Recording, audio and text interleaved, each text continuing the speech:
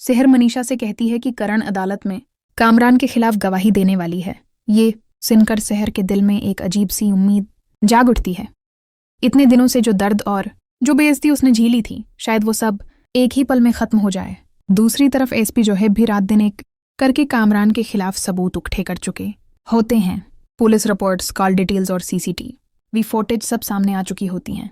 अगले दिन कामरान अपने वकील बुखारी के साथ पूरे इत्मीनान के अंदाज में खड़ा होता है, जैसे उसे यकीन हो कि पैसा एक बार फिर सच को हरा देगा। सेहर अपनी वकील बेनिश के साथ एक कोने में खामोश बैठी होती है।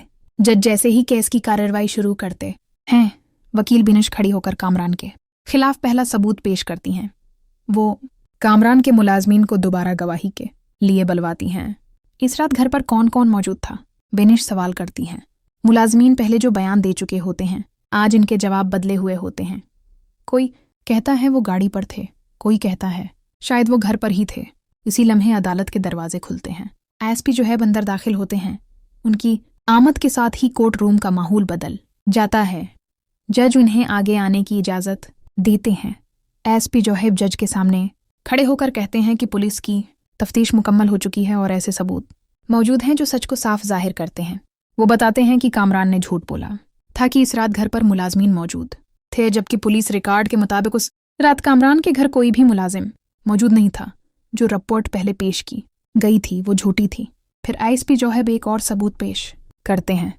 कामरान के घर में सीसीटीवी कैमरे नस्ब थे, मगर उसने जानबूझ कर उन्हें हटवा दिया था। अलबत्ता सामने वाले घर के कैमरे की फुटेज महफूज रही, जो सब कुछ बयान कर रही थी। जज के हुक्म पर वीडियो चलाई जाती है। स्क्रीन पर रात का अंधेरा नजर आता है।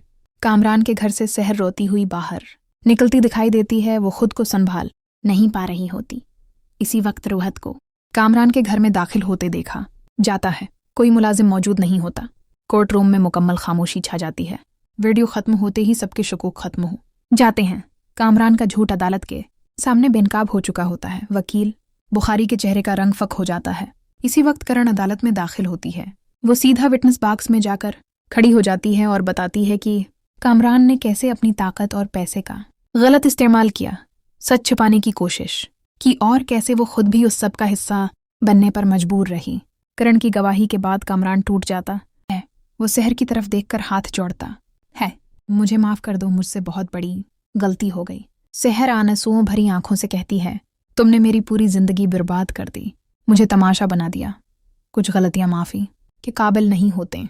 एसपी जो है आगे बढ़कर कामरान के हाथों में हथकड़ियां लगा देते हैं। कोर्ट रूम में सेहर जीत गई की आवाज गूंजती है। जज फैसला सुनाते हैं। कामरान पर जुल्म, झूठ, सबूत छिपाने और इंसाफ खरीदने का जुर्म साबित होता है, लिहाजा उसे सजाए मौत सुनाई जाती है। सेहर की आंखों से आंसू बहते हैं, मगर इस बार ये आंसू दर्द के नहीं बल्कि इंसाफ के होते हैं। मनीषा उसका हाथ थाम लेती है और बीनिश कहती हैं, आज तुम वाकई जीत गई हो।